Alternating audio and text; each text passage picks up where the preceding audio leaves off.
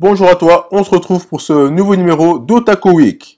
Aujourd'hui, je vais te parler de 3 animés qui sont véritablement bouleversants. Mais juste avant, petite intro. Everybody wanna do what they wanna do. Everybody wanna do what they wanna do.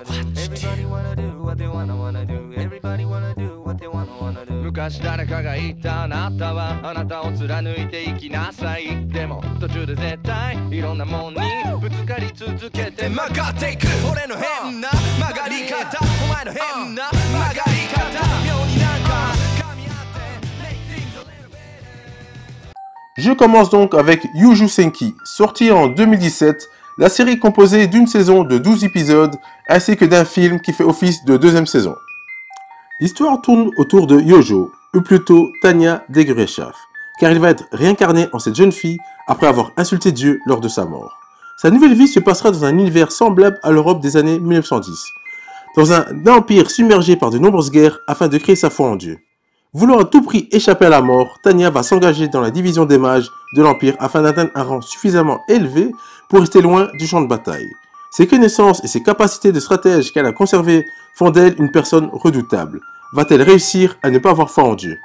Parlons maintenant du scénario. On a droit ici à un scénario qui est assez original, qui va vous tenir en haleine du début jusqu'à la fin. L'épisode 12 vous plonge dans une véritable tension. Notre héros, ou anti-héros devrais-je dire, qui tient tête à Dieu est véritablement charismatique à mes yeux. Concernant le film, il est dans la continuité des 12 épisodes. Mon seul reproche est la puissance de l'ennemi, car il est trop puissant à mon goût.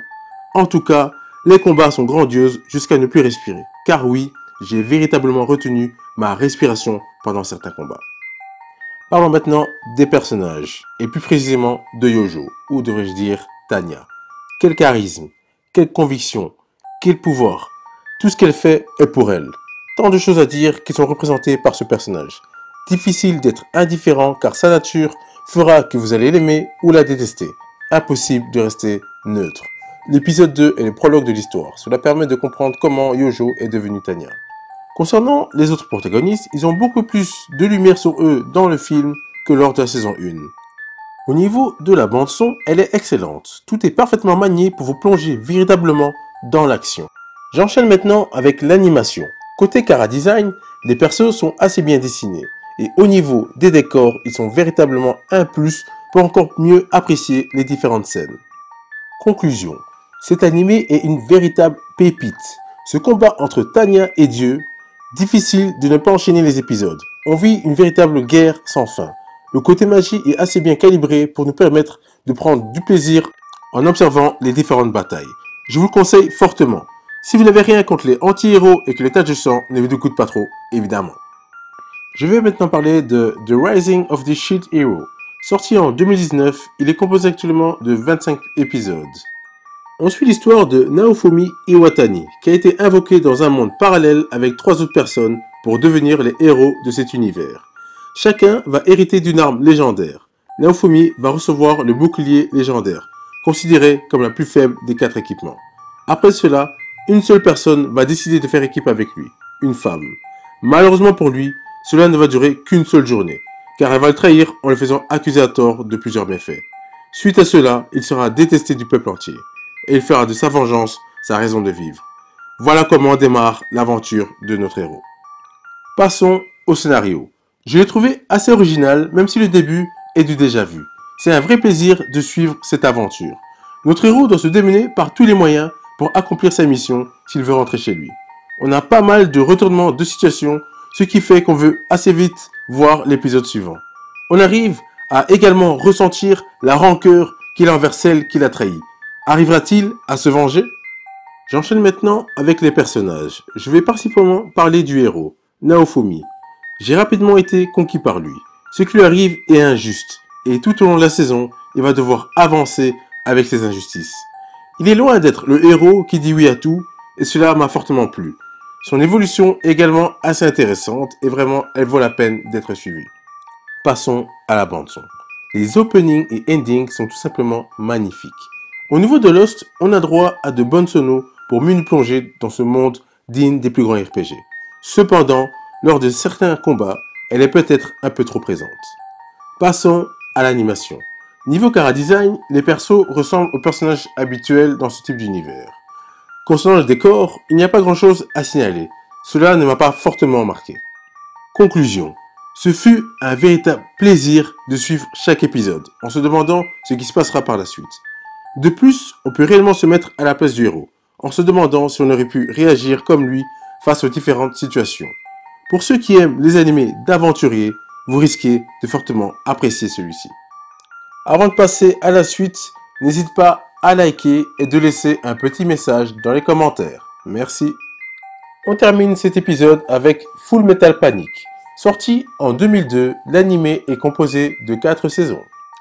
L'histoire raconte une rencontre entre deux personnages, Chidori Kaname et une lycéenne de 17 ans. Elle ne le sait pas encore, mais elle est la cible de terroristes intéressés par son potentiel. 3 membres de l'organisation mercenaire Mithril sont chargés de protéger la lycéenne. Le sergent Sosuke Sagara, qui est le plus jeune de l'équipe, va se faire passer pour un lycéen pour remplir sa mission. Cependant, il n'a jamais vécu autrement que comme un mercenaire depuis sa plus tendre enfance. Passons au scénario. Il est osé, un mélange parfait entre temps fort et temps faible. On a également un mix parfait entre les combats de mecha et terrestres. La saison 1 permet de réellement bien rentrer dans cet univers, alors que la saison 2, elle est pratiquement une parodie de l'anime tellement elle est basée sur la comédie. Donc tenez le coup si ça vous dérange. Les choses sérieuses reprennent lors de la saison 3, mais ma saison préférée est la saison 4.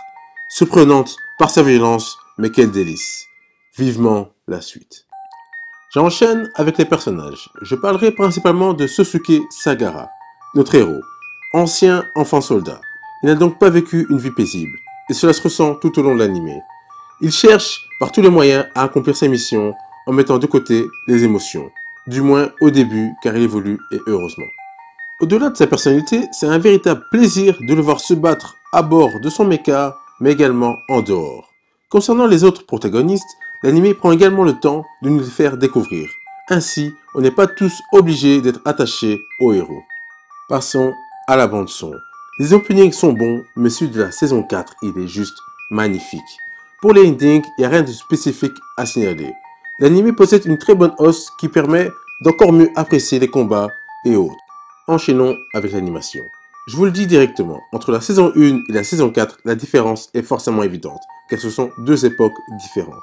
Au-delà de ces détails, les chara-designs sont vraiment très bien faits, ce qui permet d'avoir de nombreux personnages différents sans qu'on ait un souci pour le reconnaître. Par rapport au décor, les détails ont également de l'importance, que ce soit au niveau des armes ou des mechas. La partie visuelle remplit parfaitement son rôle pour garder votre attention. Conclusion. On est face à une œuvre référence dans sa catégorie. L'anime remplit pas mal de critères, ce qui le rend assez complet. On a de l'action, de l'humour, ainsi que de la romance, car même si je ne l'ai pas précisé plus tôt, cela fait également partie de cette œuvre. On peut ajouter à cela qu'il y a une forte atmosphère de guerre. On ne vit pas dans un monde de bisounours ici. Pour survivre, il va falloir se battre. À part la saison 2 qui m'a moins plu, c'est un véritable must pour les grands amateurs d'anime. Voilà, c'est fini pour cet épisode. N'oublie pas de liker et de t'abonner si c'est toujours pas fait, et de laisser un commentaire pour me dire ce que tu en as pensé. Sur ce, on se voit à la semaine prochaine pour de nouvelles aventures.